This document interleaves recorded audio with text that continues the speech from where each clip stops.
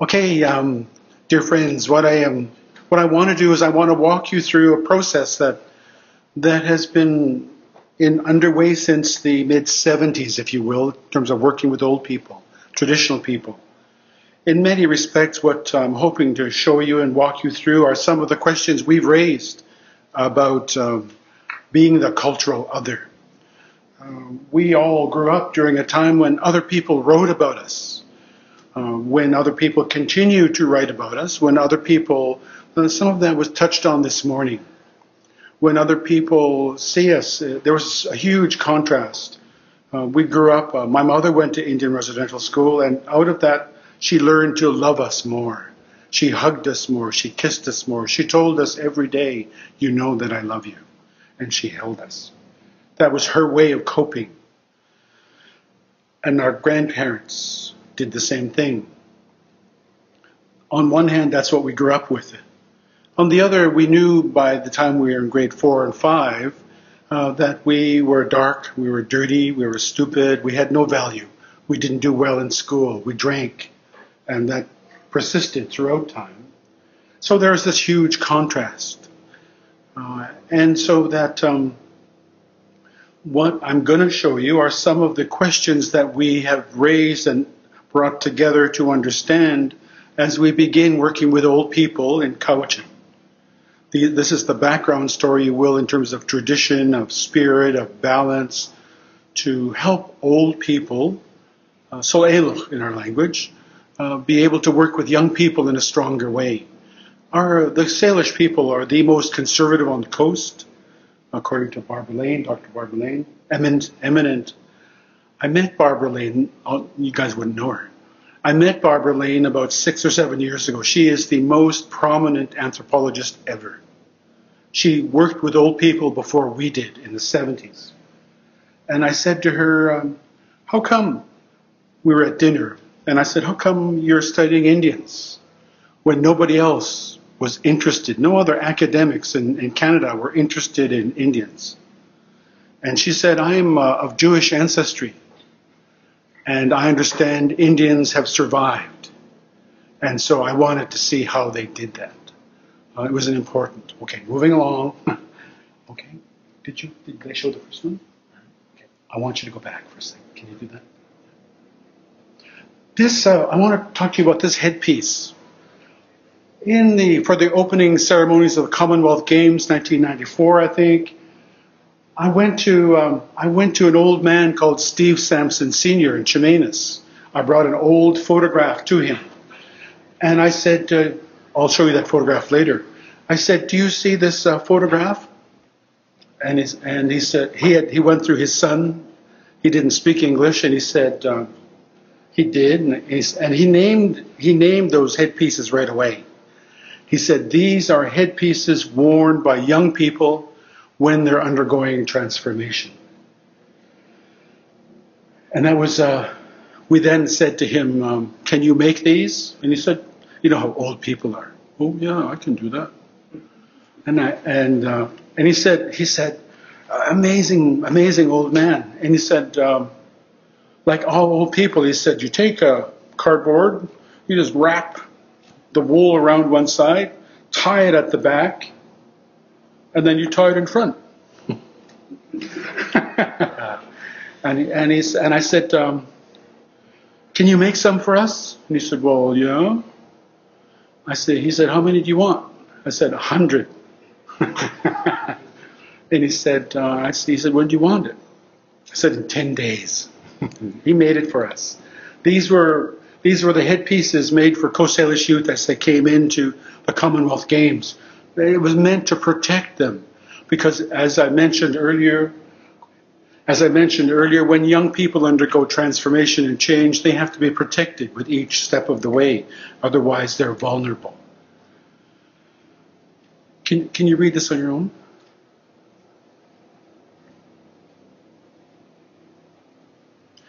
I'm going to talk over these. What I've really learned from old people is the importance of protecting individuals as they move through change, and the importance of honoring the people who came before us. I mentioned that in the prayer this morning.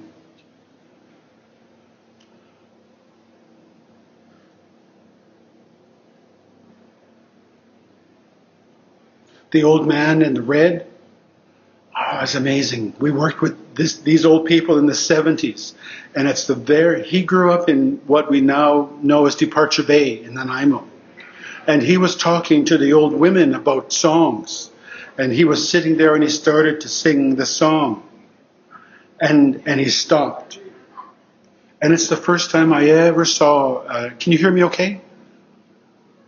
Okay? It's the first time I heard an old person almost cry. And he said, his old people told him when he was about 5 or 6, they said to him, you will hear this song echo long after we're gone. And that's the first time he heard that since he was a child.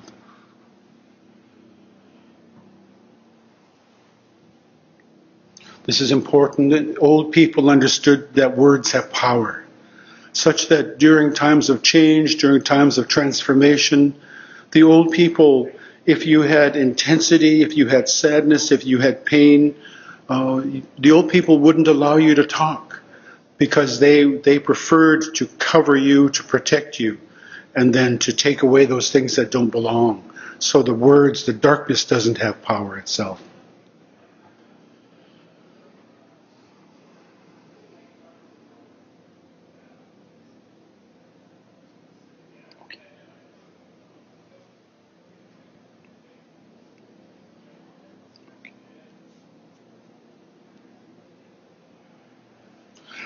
This phrase from Chief Seattle, and we can go to the next one too, the last.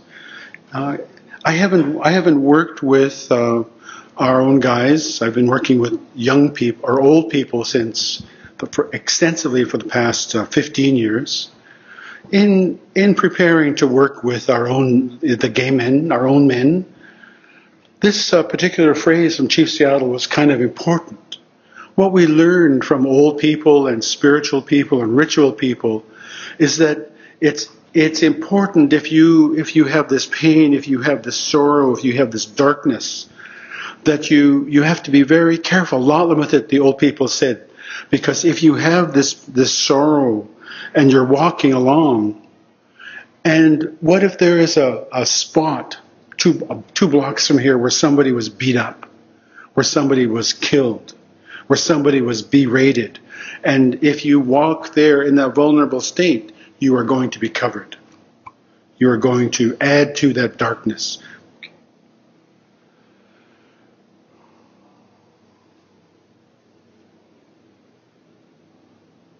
It's the process of ceremonies, songs, and teachings and values that protect and surround. That's what we've been concentrating on for the benefit of something that the United Nations Convention on the Rights of the Child provides the government to comply with the aspect of culture. This hasn't been used at all to any extent so far. I'm not going to spend too much time on this one. The Canadian government and the federal government and the provincial government are bound by these and other articles.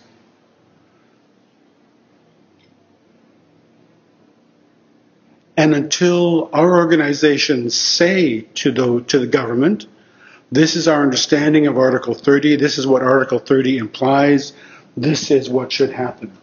Because when we work with Hulunitam government, if you will, we've learned, because of literature, that you have to say it consistently. We can't expect them to protect us.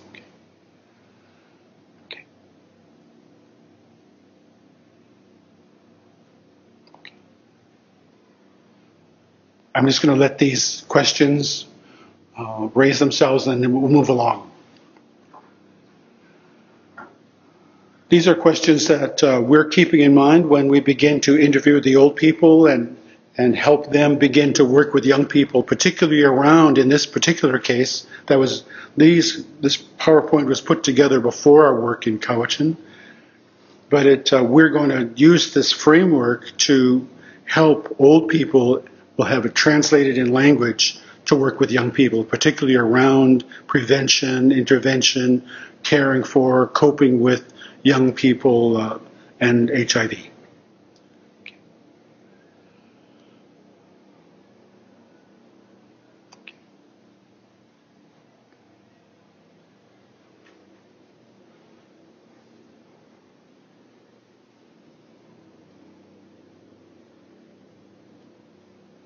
what I like about the photograph is there's a huge value associated with listening.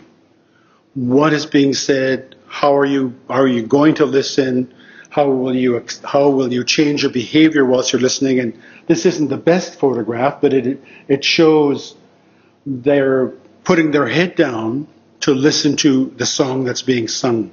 They are giving respect for the old man, in this case, late Anderson Tommy, when he's singing. Okay.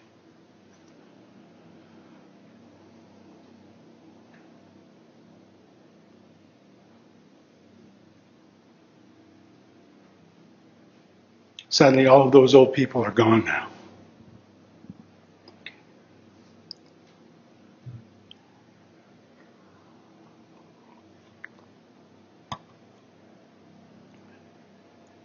In our work, whether it was at UVic or certainly for the last 10, 15 years, it's been reminding our own and academics who work with us that, we were saying, our old people, our ancestors did not stand on the shore waiting for psychologists and sociologists and physicians and priests. They didn't stand on the shore waiting for them to come and save us. Our songs, our prayers, our ceremonies and dances are at least 20 generations old.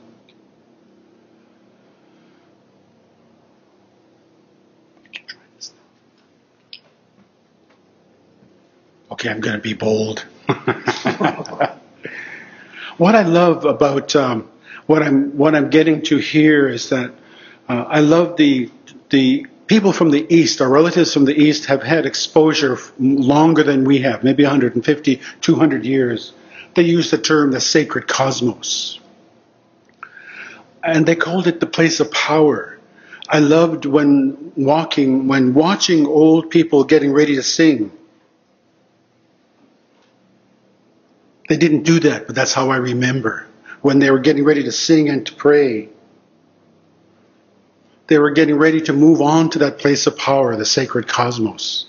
And that place of power, according to the old people, has to be without any baggage, without any weight, with great love for who you are, great love for the ancestors, great love for our relatives. And that place of power brings other relatives when you pray. It's to bring relatives onto that place of power as well. Ooh, see, I can do this. Thanks, Rocky.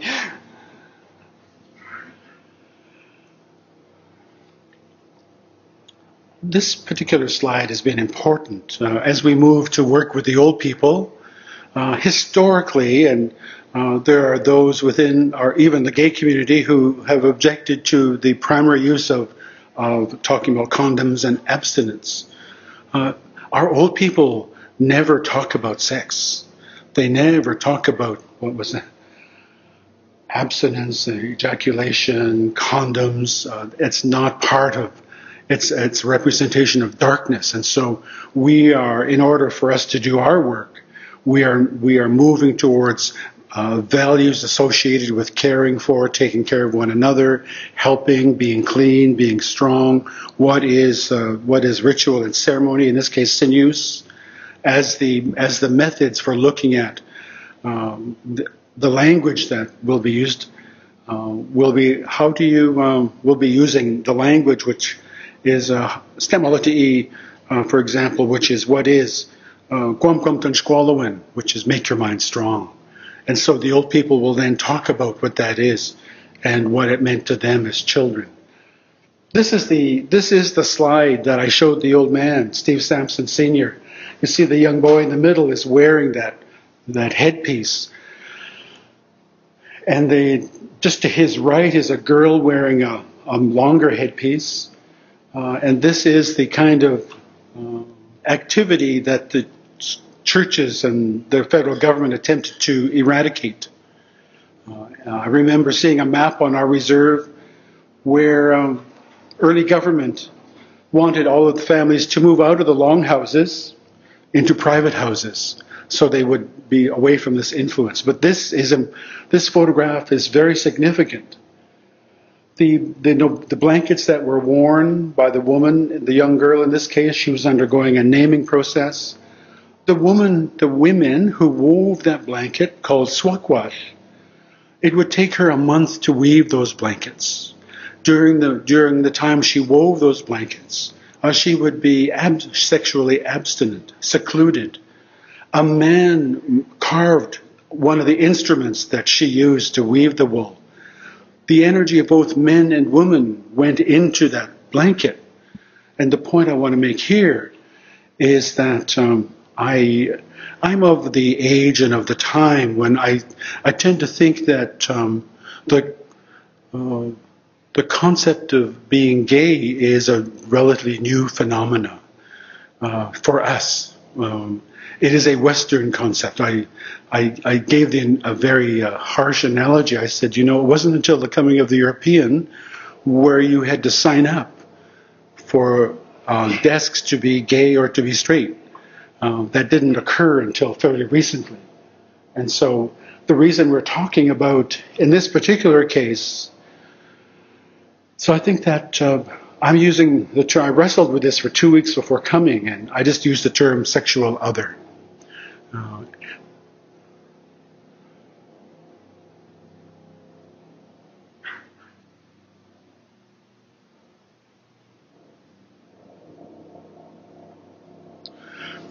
The term two-spirit is heavily used in the literature. I think it comes, please correct me, it comes from the East.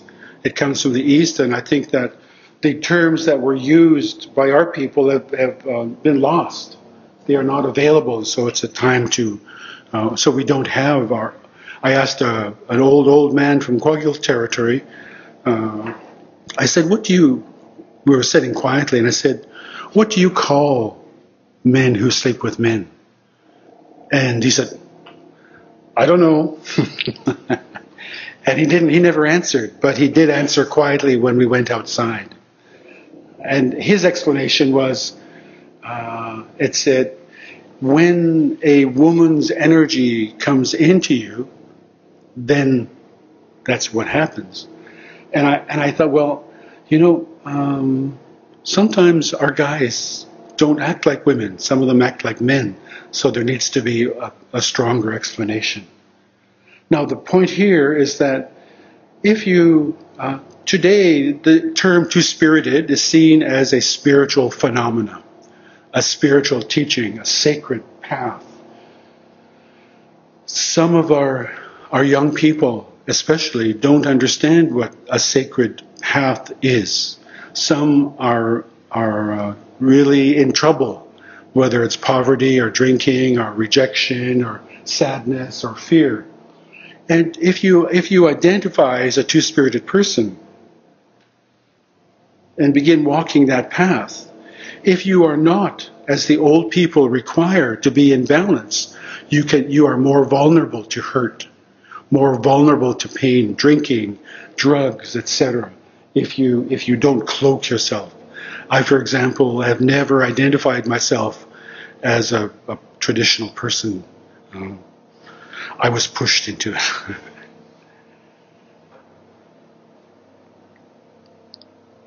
This is the first time I'm sharing this information at a gathering like this. Can you read this?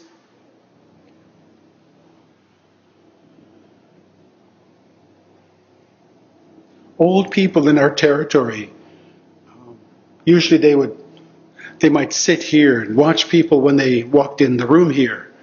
And they would, when you walked in the room, they could tell if you had sex recently. They could tell if you fought with your mate. They could tell if you are an aggressive, loud person. They could tell if you talk too much. They could tell if you were ill or hurt just by your energy. The old people, in terms of their teachings, would also require that as we work together over time, the old people would say there are some things you have to let go. There are some things that you can't carry anymore. There are some things that you have to change if you want to become a stronger person. This is what they're talking about in the red. Not long ago, I was heading to South Africa with Philip Cook. I should have put a photograph of him, but that would have been too much. And in our culture, we are not allowed to leave our territory. And I was leaving to go to South Africa. And I was particularly troubled because I'd never run into anybody like me. I'd never seen any specialists, any ritualists who were gay. I'd never come across any healers who were gay. And so I thought, after 10 years, I walked around UVic, and I thought, I'm going to talk with them.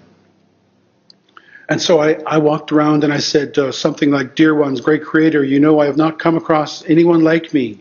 I have not met any other gay spiritual people. Does this mean that I should not be doing these things? Does this mean that I'm merely forcing myself onto that plane of power? If that is the case, and I said this, please let me know and I will stop immediately. Please let me know and I won't even attempt to negotiate." I also asked that another time, I said, because we're not supposed to talk with Juanitum white people about ritual things. And so I said, here I was flying to Johannesburg, Cape Town, with my colleague. And I said, if I'm not supposed to work with white people anymore, please tell me, and I will stop immediately. I will stop. I will not go to South Africa. And on our trip in South Africa, and I have to move along quickly, but we're almost finished. One of the first villages we went to in a black area, we walked down a hill and went into an Iglesias village, a classic white huts around, and we were brought into his family hut, Philip and I, and we had to sit on the ground, cross our legs, and he came in, and the Iglesia, and two women, his wives. We sat down and I looked and I thought, oh my God. I said to myself, oh my God, he has two wives, but he also sleeps with men. And I'd never seen that before. And he was a ritual person, a ceremonial person, a healer. He threw bones, he helped deliver children, and he was sanctioned by the South African government. Later, we met one of his students in Cape Town, one of his students who, an Iglesia, a formal healer, wore a white dress, signifying he was a healer. And I think he also had to step out of the male role and show and be humbled by making that female present. He wore a white dress and a headpiece that signified he was an Iglesia. And he arranged to meet us in Cape Town. We met him, and he had 3 or 4 people. And he was a white South African. He spoke the language, the indigenous language, the black language. And he was a healer. And he was also gay. We can tell. And it was amazing to meet him. It's the first time I had ever encountered that sort of thing. But at the same time, he was, we spoke with him, talked to him, went for dinner with him, talked to us about, he was just he was a healer. And black people accepted him as a healer. Except in the course of our talk, he related that he had to sleep sitting up at night because he had difficulty with breathing. And I was talking with my colleague Philip, and I said, if he has difficulty breathing and he's a healer, how come his teacher didn't fix that? How come his teacher didn't help him? How come he let him leave and not deal with this thing that is going to take his life? And it was because, in part, he hadn't let go some of the energies that he should have. And that was one of the primary lessons that we worked with for a long time.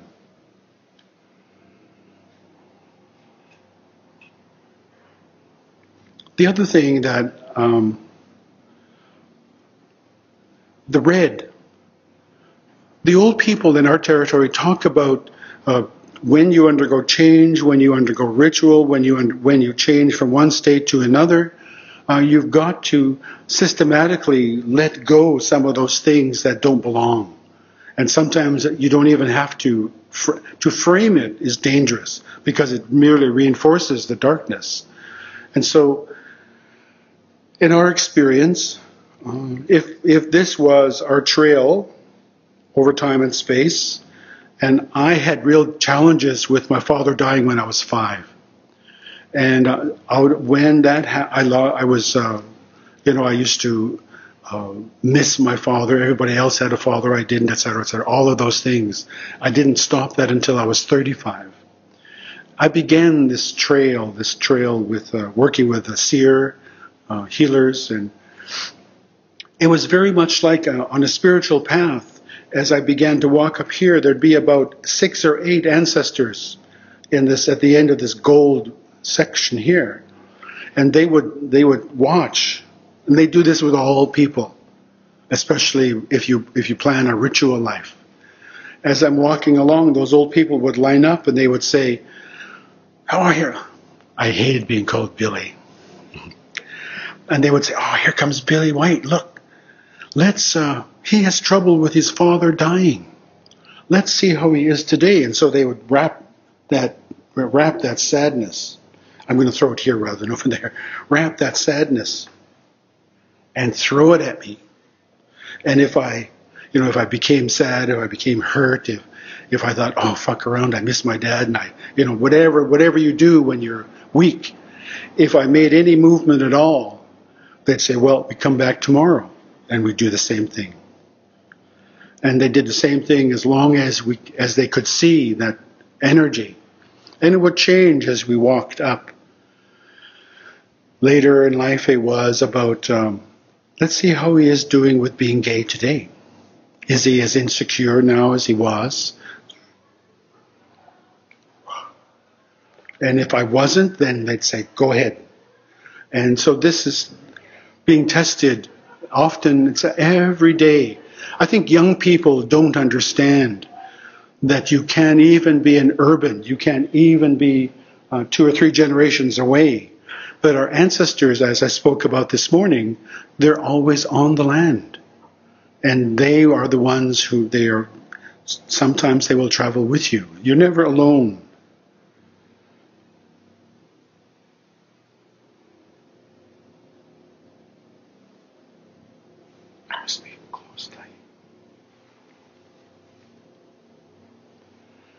One of the challenges I have in terms of working with old people, and I'm thinking about this as we begin to work with old people in Duncan, because the old people never really talk about AIDS because they never talk about death anyway. If death has happened, if death is occurring, they will say it quietly. To them, AIDS means death. AIDS means dying. AIDS means etc. That whole scenario. We've all heard that. And so we are going to need to write prayers and use prayers at the very beginning of the talk with them. So when they work with young people, they will invoke prayers before talking about such things. Our old people, Sammy Sam, wonderful old man, Huihuayalak. I worked with him for 13 years. He never talked about the residential school. Never. Maybe once he did, but then it was very vague. But this is the old man that I remember. He would get up and he never did this, but I imagined, and that's what I did this morning comes from him. And I love that. I want you to remember this look, this feeling, because it's part of all of us. To create places of safety, Sam went.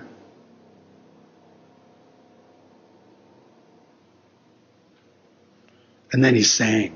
Oh, oh, oh, hey, oh, hey, oh, hey, oh, hey, oh, hey, oh, hey, hey, hey, oh. In that way, he made everybody his family, even, which is a big lesson for me. That's how ritual and ceremony occurred. We need to protect each other first and foremost. We need to move with each other. We need to learn how to protect each other. We need to protect and surround.